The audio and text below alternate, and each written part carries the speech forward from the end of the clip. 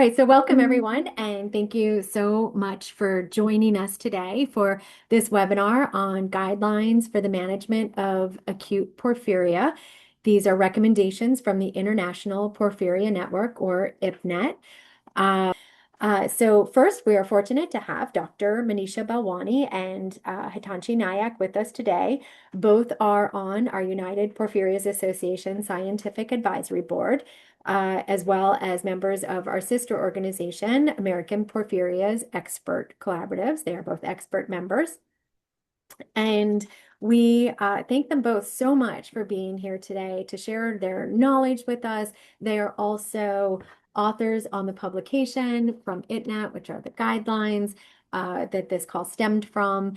And let's just dive in, if that's okay. So with that, I will throw it over to Dr. Nayak to begin the presentation, and Anna will be advancing the slides.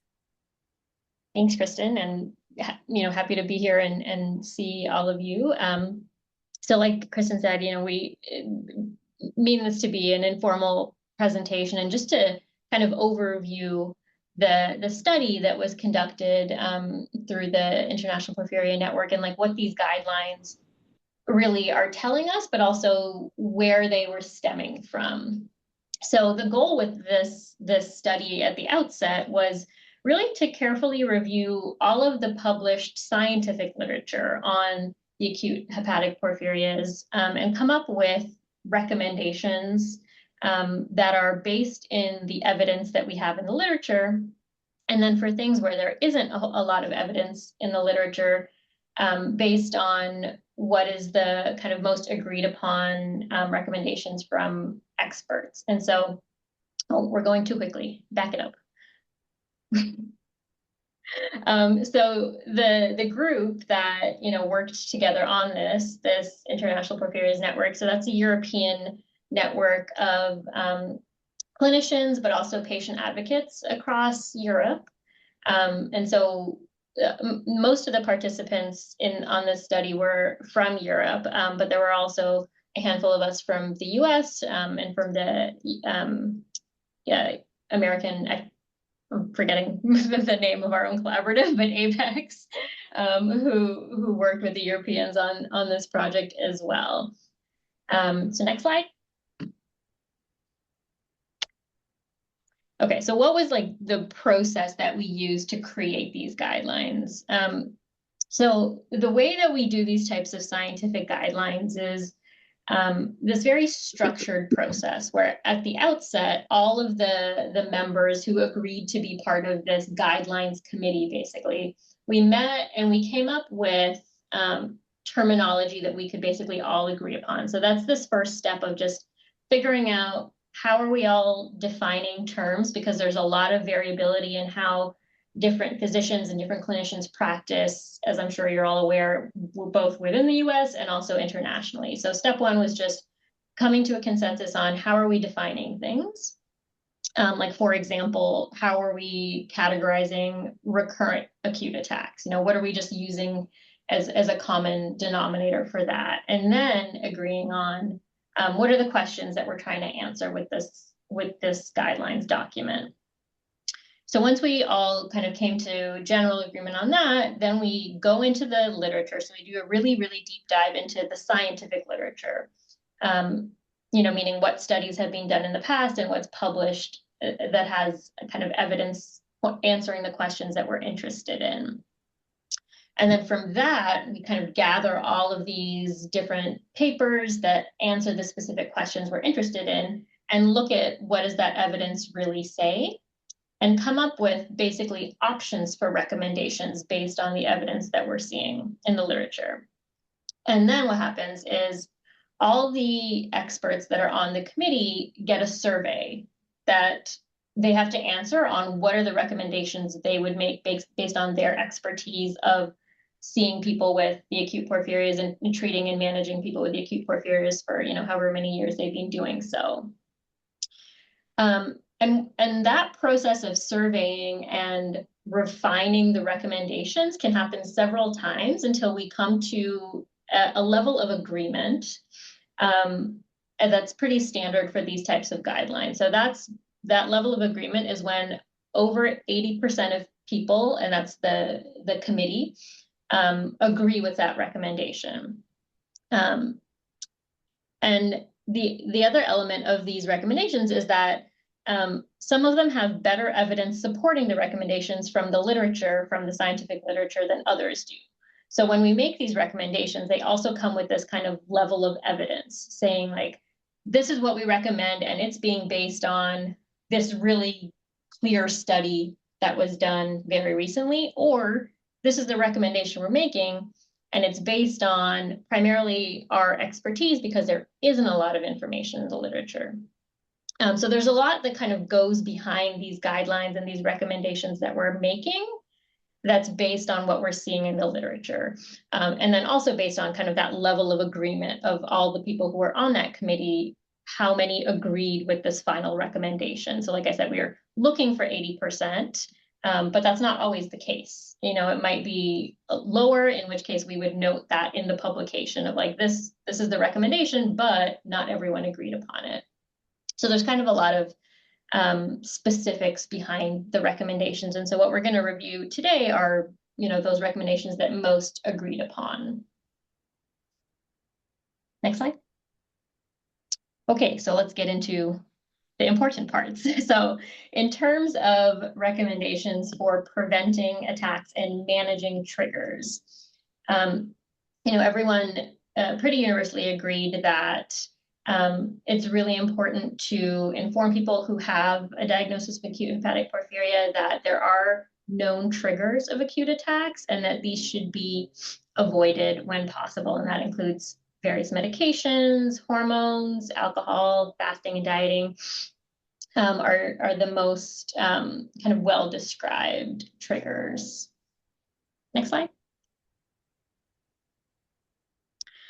And so with the medications in particular, there is, there should be standard education when someone is newly diagnosed to inform them about the potential risks of medications, especially ones that are known to be what we call porphyrinogenic, meaning they are known to cause acute attacks in people who have acute hepatic porphyria.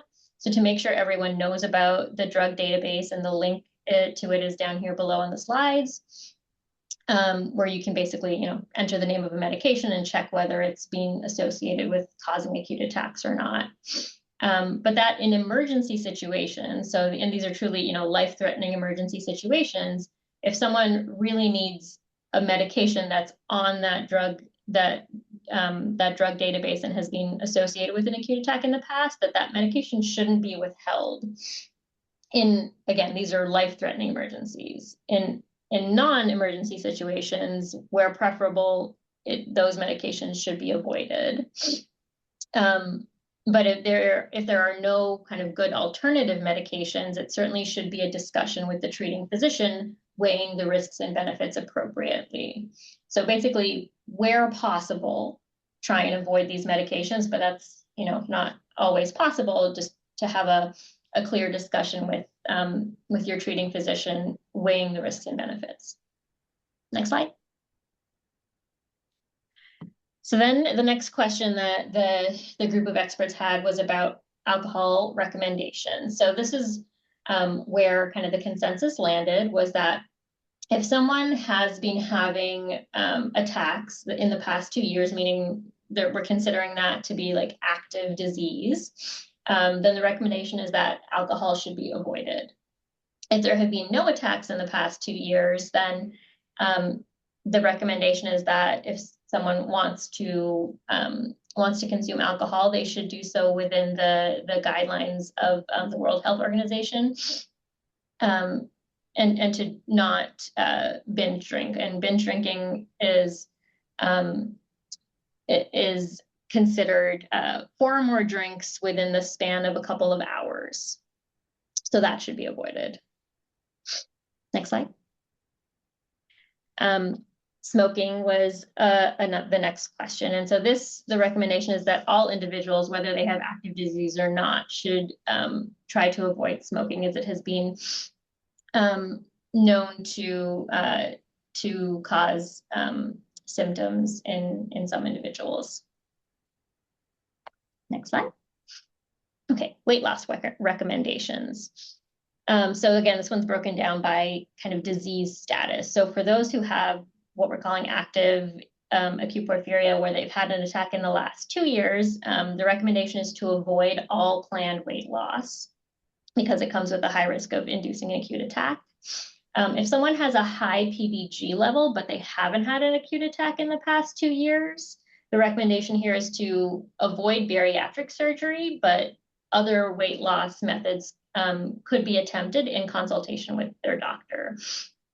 And then for normal PBG and no attacks in the last 2 years, can consider weight loss via diet or medications or even bariatric surgery, but again, all within the context of discussing with your treating doctor.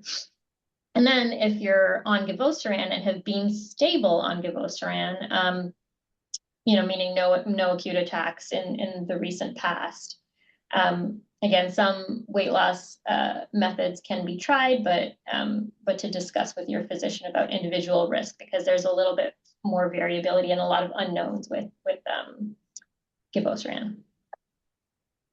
Next slide. Okay, so contraception. This is a frequent question that we get from patients. So again, active porphyria, an attack within the last 2 years. So avoiding oral contraceptives and injectable or implantable progesterones. And so these are the types of hormonal contraceptions that have higher doses of hormones. And so those are the ones to be avoided because those have been known to cause acute attacks. If a hormonal contraception is the preferred route, then a low-dose hormonal IUD is preferred for those who are considered to have active porphyria. If the porphyria is inactive, meaning no acute attacks in the past 2 years, then hormonal IUD is still preferred because it is the lowest dose, but low-dose oral contraceptives can also be tried, again, weighing those risks and benefits. But the recommendation is still to avoid injectable or implantable progesterones because those are, again, known to cause attacks. Next slide. Okay, now I'm going to turn it over to Dr. Balwani for this next set of recommendations. Thank you, Dr. Naik. And so I'll be focusing on recommendations for management. And one of the first things the group did was really define what an acute attack was.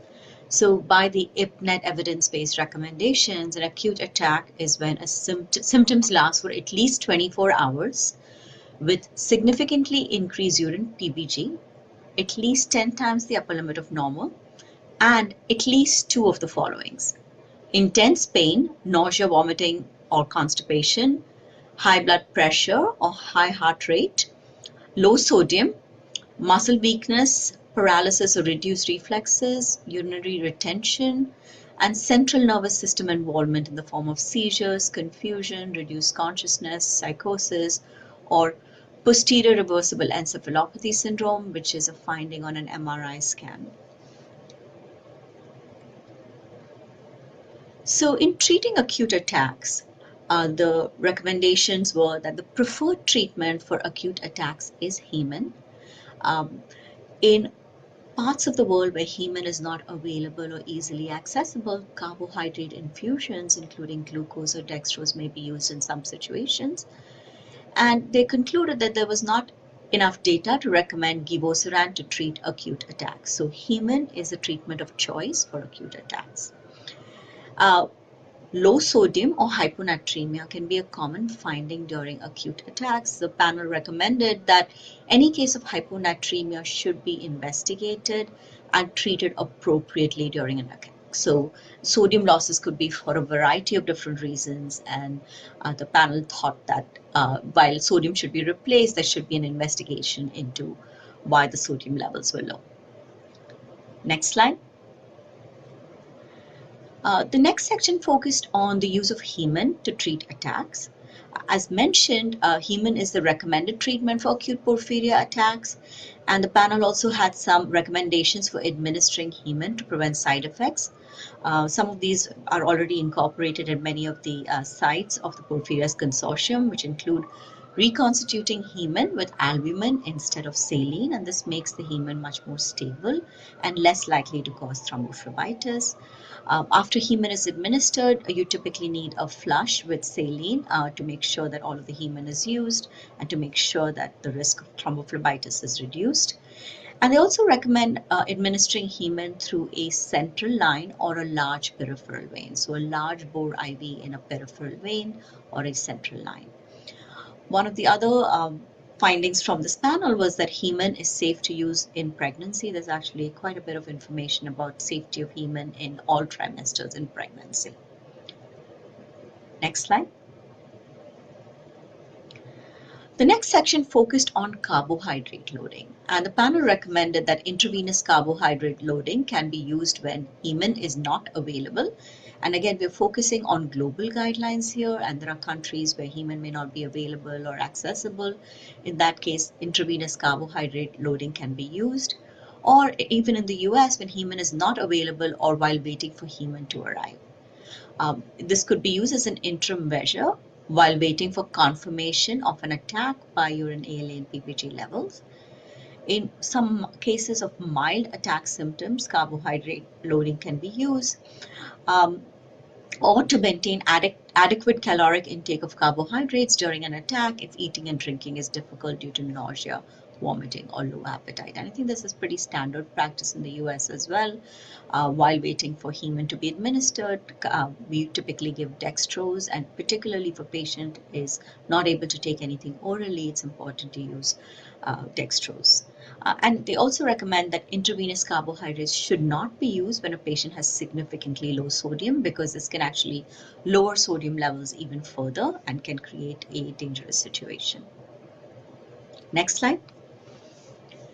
So managing hyponatremia during attacks. So hyponatremia can be a serious issue during acute attacks, and the sodium levels can fall low enough that patients can have complications such as seizures. So the lab should definitely measure sodium levels. As I already mentioned, the underlying cause of hyponatremia should be investigated, and the hyponatremia should be treated promptly, and there are generally guidelines on how to manage hyponatremia. But this should be monitored and navigated promptly. Next slide. So the next section focuses on management of recurrent attacks. And the first piece of this was, what is the definition of recurrent attacks? And the panel chose to use the recommendation, the definition which was established during the Givosiran clinical trials, which is 4 or more attacks in a 12-month period within the last 2 years. And this has become the fairly standard definition of recurrent attacks. Next slide. So here are some of the key points in managing recurrent attacks. The first one was that before beginning any kind of preventive or prophylactic treatment, the panel recommended that all of the triggering and precipitating factors should be assessed and they should be removed. For instance, if a patient is using alcohol or smoking or is on certain medications which could trigger attacks, all of these preventable or modifiable triggering factors should have been removed and the patient should be observed without any triggers. Givosiran is the preferred treatment for recurrent attacks. And in cases where Givosiran is not available, prophylactic heman or GnRH analogs such as Lupron should be used, particularly in women with cyclic attacks. So Givosiran is the treatment of choice for recurrent attacks. Next slide. So coming back to treatment with Givosiran, as mentioned, it's the preferred treatment for patients who have recurrent acute attacks. The panel also highlighted the importance of monitoring and addressing side effects with Givosiran. Patients should be closely monitored on Givosiran, particularly within the first 6 months of treatment as their body adjusts to the medication. And some of the standard monitoring includes measuring liver and kidney function as well as homocysteine levels. The panel recognized, based on their experience and the published literature, that elevated homocysteine levels are very common and in fact universally seen in Givosiran treated patients.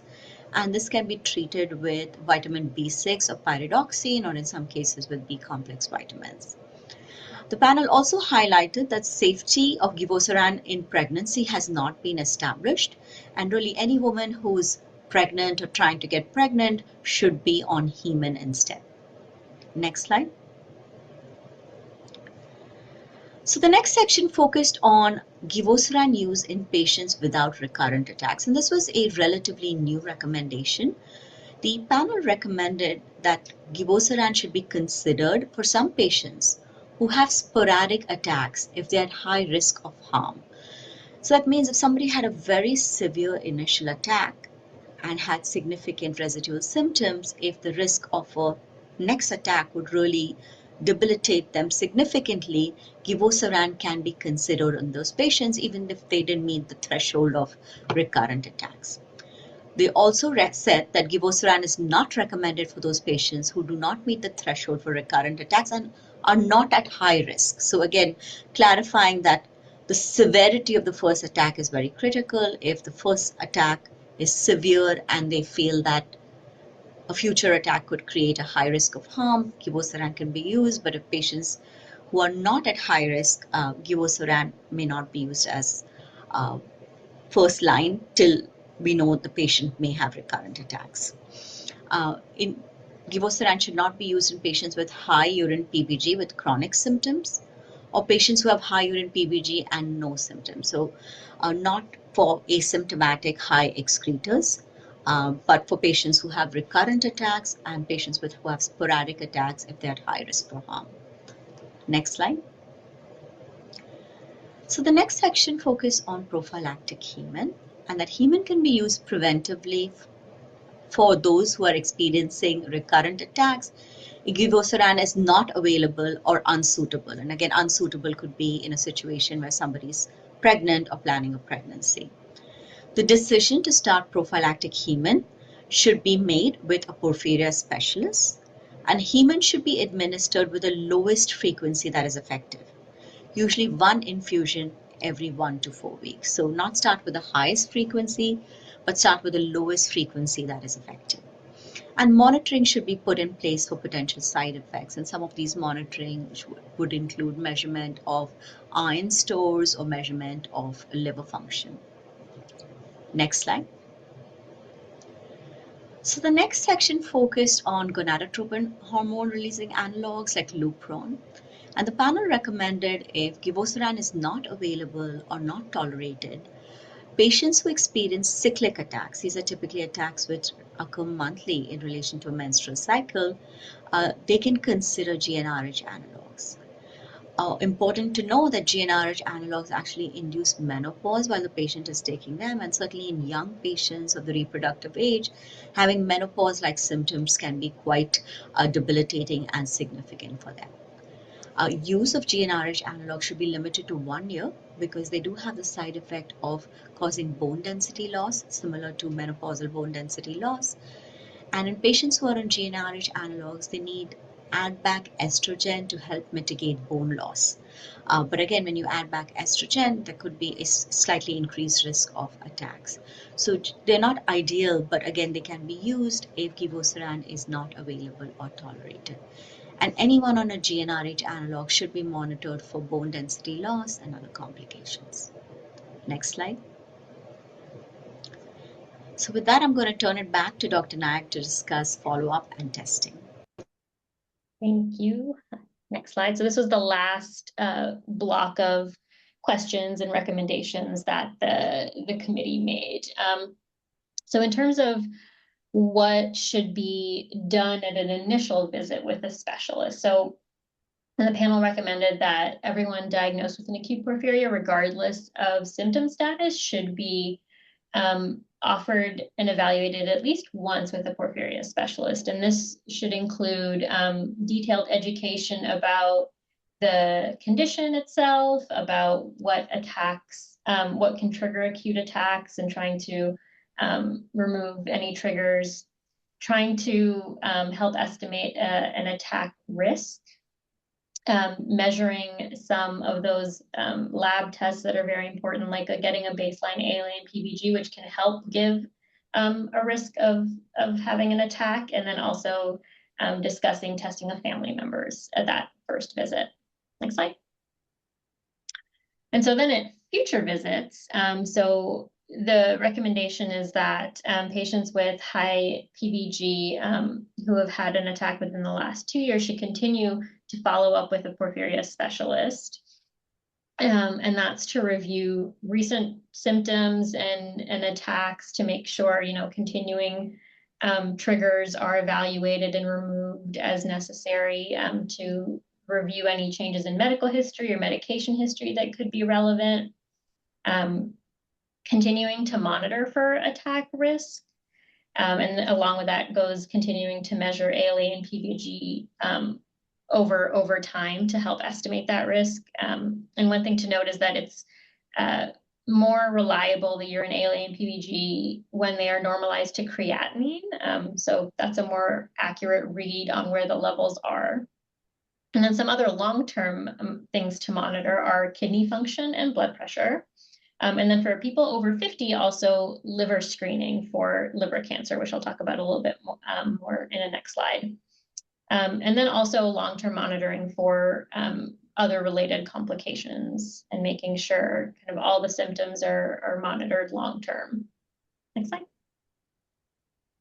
So that liver cancer screening. So this is recommended for people over 50 who have had at least one attack at any time in their life. So no time limit on that.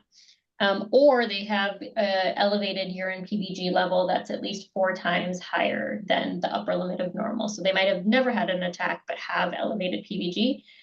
The thought here is that that's that elevated PVG that increases the risk for developing liver cancer, which is higher in people who have acute porphyria over the general population, but the overall risk is still low. So it's higher than people who don't have acute porphyria, but it's still not a very high risk overall.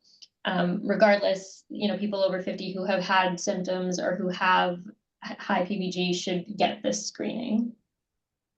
And these are generally by ultrasound, though those recommendations do differ by country. And then screening isn't recommended for people who are under 50 or who have never had an attack and have normal urine PVG. Next slide. And then finally, genetic testing for family members. So genetic testing is recommended for family members of all patients who have symptomatic acute porphyria or high urine PVG. And this, traditionally starts with the first-degree family members, and then as those results come back, further family members can be tested and counseled. And this also, then gives them information on knowing what triggers to potentially avoid and medications, things like that. So those are the recommendations for family members. Next slide.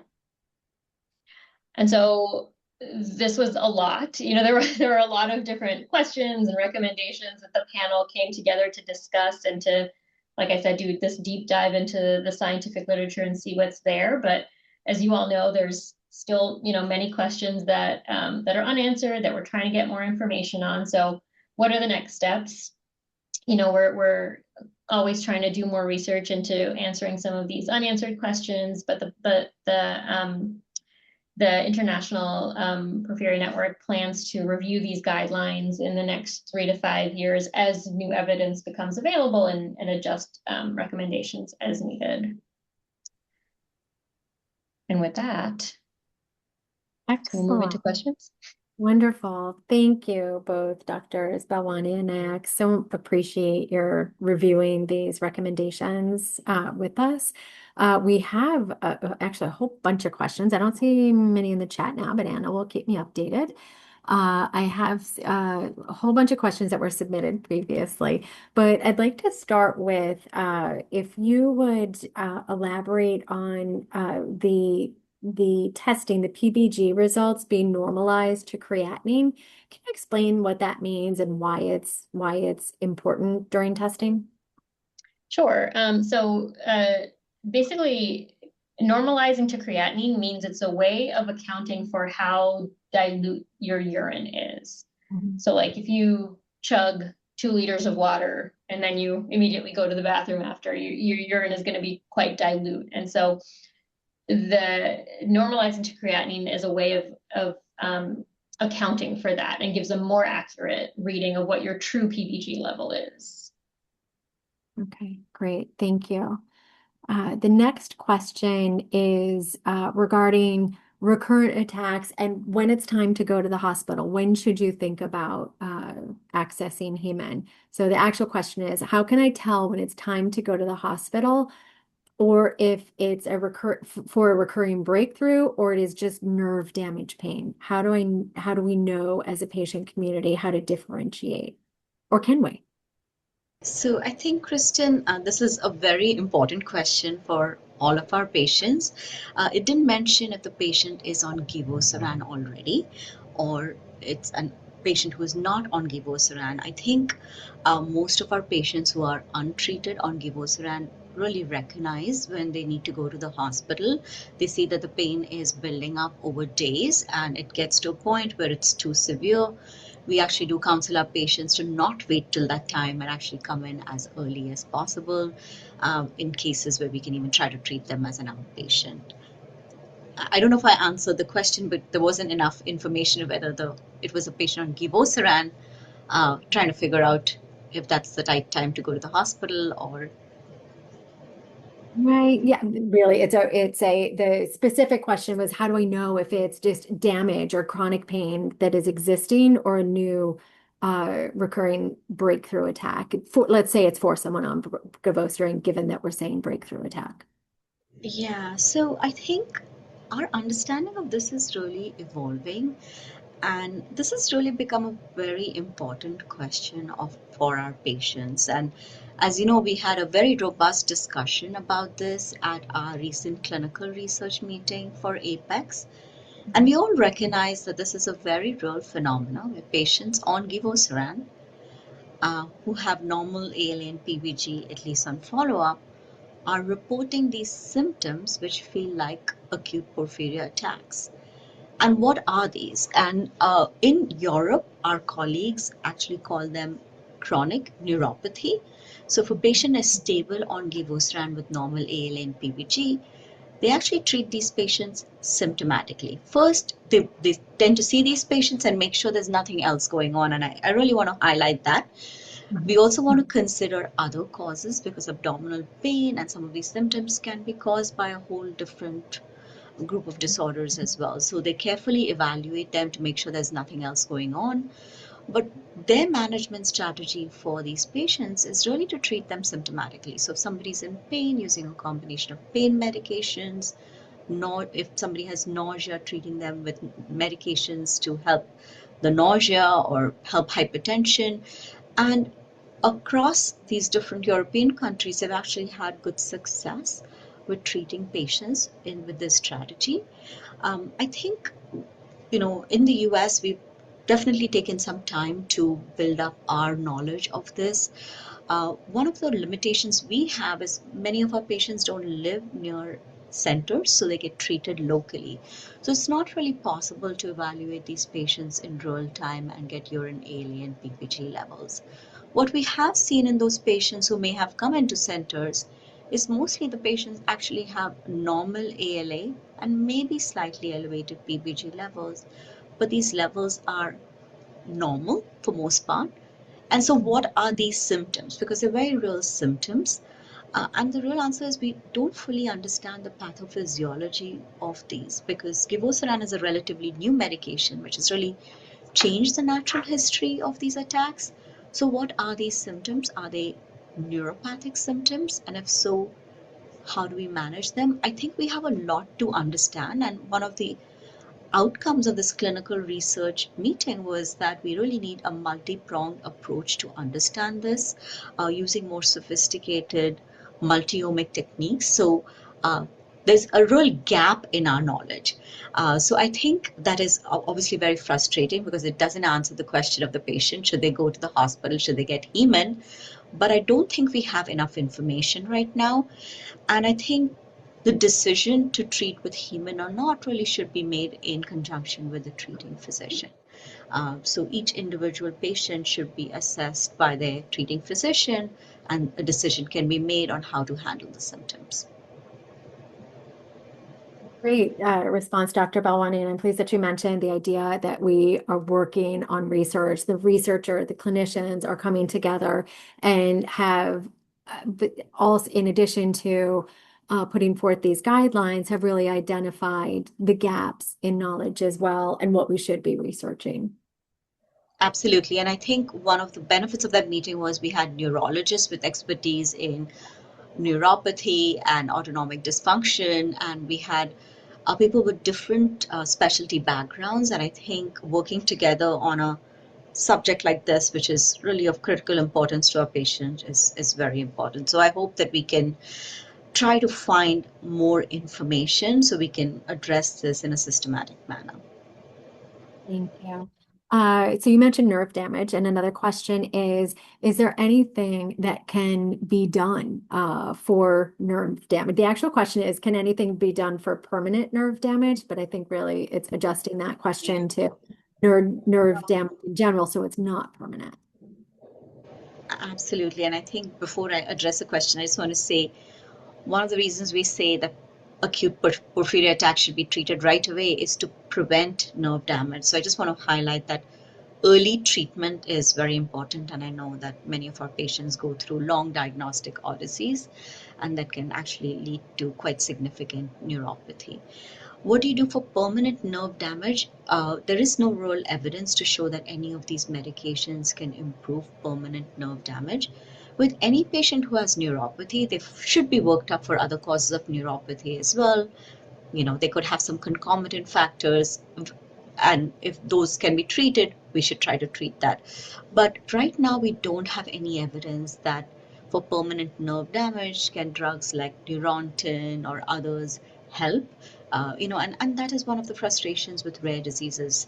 And I think that's one of the problems we want to solve with the studies like the longitudinal study of the Porphyrias Consortium, is to try and collect that degree of data so we can answer some of these questions. But the short answer is there is no good solution. Patients have used combinations of drugs like Neurontin or Lyrica or pain medications to help with it, but there's no permanent solution or any evidence that any of these really help. Thank you. Since you mentioned the longitudinal study, would you just share, for those who may not know what the LS is, just give a Yeah. brief explanation for us? So the longitudinal study of the porphyrias actually is a very long-standing study, over 15 years now. We've been collecting data on patients with both acute and cutaneous porphyrias. And what this is a natural history study. So when patients come in for an evaluation, the data is collected as part of the evaluation once they give informed consent, and it's entered into a centralized database. And for each of the acute and cutaneous porphyrias, we are interested in certain clinical features, certain labs, and we track patients over time. So every time somebody comes in for a visit, we use their labs and their clinical data and enter it in that database. Now, this information collected now for over a decade allows us to look back and answer various different questions. What is the course of the disease in these patients? And I'll give you some examples. Again, we don't have that information published as yet, but again, we could look at how many patients on givosiran have acute attacks or report attack-like symptoms on givosiran. We could look at genetic factors and if they influence the risk of having these attacks. I'm just throwing these out, but essentially these type of studies help us answer some of the questions we get from patients. And in fact, almost all of what we've learned from the longitudinal study has been really used to answer some of these patient questions, and not just limited to acute porphyrias, but all of the porphyrias. And just to give people an idea, we have over 1,100 patients enrolled in our longitudinal studies, and for rare diseases, this is just such a critical resource, and we hope to use this to continue to answer some of these questions. An impressive number of patients that we have or participants in that research. So, and hopefully we'll continue that growing as well. So thank you for that explanation. Let's talk a little bit about the doctor-patient relationship, if that's okay. And patients really want to know how to get the most out of a doctor appointment. So the question is, how do we approach doctors who may think that symptoms are all related to porphyria, but there might be something else going on here. And what is the best way to talk to a doctor about that? And then how do we bring up to a physician or talk to them about treatment planning so the patient really feels included in the treatment planning rather than it being decided behind the scenes before they get there? Can you offer some recommendations on that conversation? I know that's a big question. And you deal with Well, I this a can, lot, but like how should yeah. patients best approach a physician about their care, their treatment planning based now we know these guidelines are in place? Yeah, I'll start, and I You want to go think first? Yeah. Hitanshi, maybe you can Mhm. add in. So first, how do one of the problems with rare diseases, and I'm a rare disease specialist, and I see other patients with rare diseases. I do see that usually if a patient has any symptom, other physicians tend to think that it's related to the rare disease, and that's, could be completely unrelated symptoms, but they tie it together. And I think it's very important for us as physicians not to only look at the rare disease, but also just evaluate patients more holistically, because we know in reality patients can have a lot of different things going on. So again, we need to keep an open mind. And I always think of cases I've seen where somebody's coming in with abdominal pain, but they actually have a completely different cause of abdominal pain. And so that's really important to keep in mind. I think one of the first patients we ever saw in our clinic who had acute porphyria was having abdominal pain, and we started looking for different causes, and unfortunately that patient actually had colon cancer. So that always makes me think of, like, you have to think of other reasons and not just focus on the porphyrias. And again, when patients come to the emergency room or a doctor's office, we try to evaluate them more holistically. The second question about shared decision making, I think that's really important, because uh, treatment planning needs to include the patient's consent as well as ensuring their compliance. And we have to factor in their own lifestyle, certain logistic factors. So first, it's not one size treatment fits all. It really has to be personalized with the patient. And I think I can speak for our side. We always try to do this in partnership, first with sharing as much information as possible.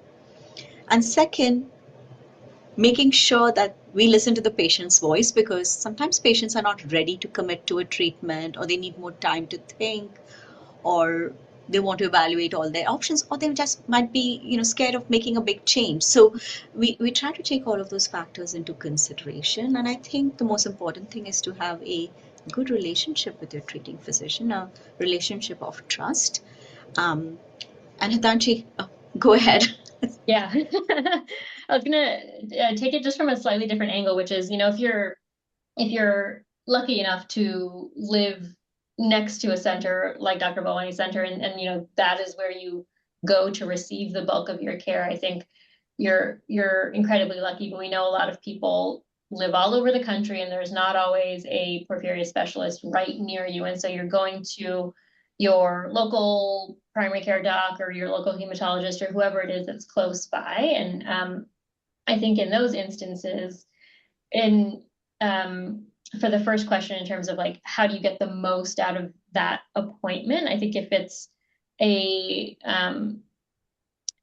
like a regular checkup, trying to be very targeted with your questions, and recognizing that they might not be an expert in the acute porphyrias, and you might need to do a bit of advocating in terms of helping to connect them to the experts for certain things. And that's, of course, where Kristen can come in and help as well. My UPA team, of course. Yeah.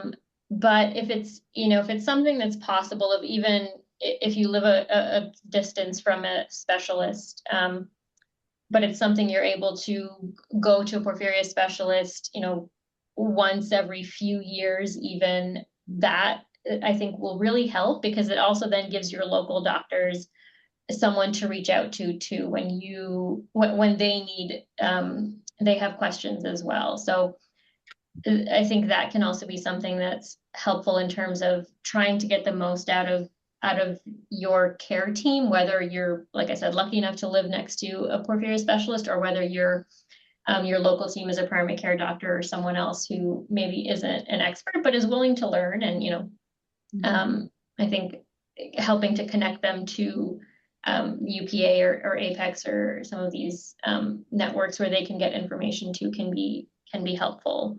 There was something else I was going to say, and now I've totally forgotten what it was. Well, it might come back to It'll you. come back to me. In the meantime, first, I think Dr. Balwani, with your response about having a partnership in treating decisions, you might have patients flocking to you for your clinic, because I think that was such an excellent response. So thank you. I just That want to leads, say that just building on what Hetanshi said, we're used to treating people who are managed locally for a lot of things. So communicating, we understand it has to be a partnership with local hematologists or providers. So this should be really a system where there's an expert center where a patient can be seen, and then the local hematologist or provider is administering the drug and facilitating care locally. And it's a model we've used for other rare diseases with success as well. So I think Hitanshi was just spot on in that one. terrific. Which answers the question a little bit of the in the chat, that is there a forum or way for my treating hematologist to be in touch with porphyria experts for any questions or to discuss treatment changes? And I'll respond to that one in that we do this with our scientific advisory board, the porphyria experts and the porphyria centers of expertise across the US. Every single day, we arrange peer-to-peer consults with local or treating physicians, not specifically hematologists, whoever the treating physician is, and our porphyria experts. And Dr. Balwani, along with her colleagues and peers, are tremendously generous with their time and expertise. So anytime there is a question, you are welcome to bring it to UPA or to a physician directly if there's that opportunity, but we can always make that arrangement. Dr. Balwani, you had something? Yeah, I was just going to say that to give very specific advice, it's very important to actually see the patient and see the medical records. And very often, when outside physicians consult us, we don't have access to the labs or the medical records. So the recommendations are much more general, but that can be helpful as well. So, we recognize that it's really important to help support local physicians who may not have deep expertise in these disorders. And as Kristen said, she regularly connects them with members of the scientific advisory board. And that's been going on for many years now, I think, with quite a bit of success. So we hope that'll continue. Thank you. All right. We have the question, when in a flare or if in a flare, when is it an appropriate time to get heman? Or should the local treating physician try to manage the symptoms first with things like D10 or glucose? So again, one, I'll say this, these guidelines actually did not address the specific question. And this has to be really a very individual decision, knowing the patient's medical history and background. So, I think it's very hard to generalize here. If a patient is on givosiran, certainly some symptomatic treatment can be started first, and then the treating physician can make a decision if anything else is needed. I think it'd be really useful to get an ALA and PBG level to see if there's any change at that time. But it's very hard to give like a more specific answer because as we just said, there's actually a real gap in our knowledge of what these symptoms are. And hopefully once we have a better understanding, we can give more specific recommendations. I do recognize that this is a very frustrating issue for patients because they have very real symptoms, and the entire porphyria community, both in Europe and the US, knows that, and I think is very motivated to try and help you. Terrific. Thank you for that response. We have a question regarding testing and genetic testing. I'll say as you'll love this as a medical geneticist, with regards to testing, genetic testing of children, of individuals with active AIP. is it safe to wait until they are older to test? When would you recommend testing? If you're All throwing out yours, a, Hetanshi. Yeah. So, as a genetic counselor, yeah. so most people don't develop symptoms of acute porphyria until they're post-puberty. There certainly are cases of people having acute attacks in childhood, but that's very, very rare. And so we generally say you can consider testing children right around puberty or a little before then. And this is also a very individualized decision in terms of what's important to you and your family and kind of what are the things that you're considering around testing. But in terms of, is it safe to wait until they're older? We given that symptoms generally present post-puberty, we usually will say think about it around puberty or a little before then, as starting that discussion with your child of testing and whether it's appropriate for you all together as a family to have that discussion. Okay, great. Thank you, Dr. Naik. It's a great response. And our last question we're going to do today is regarding HCP and VP, so hereditary coproporphyria and variegate porphyria, where it is known that PBG levels can drop faster than in acute intermittent porphyria, and a spike potentially may be missed, which may equal a missing an opportunity to access Heman, perhaps. So how would you do the guide? How do they or do they suggest handling this so that patients are still treated when needed or diagnosed when needed, despite bad timing of testing, the barrier of timing to testing? I hope that made sense.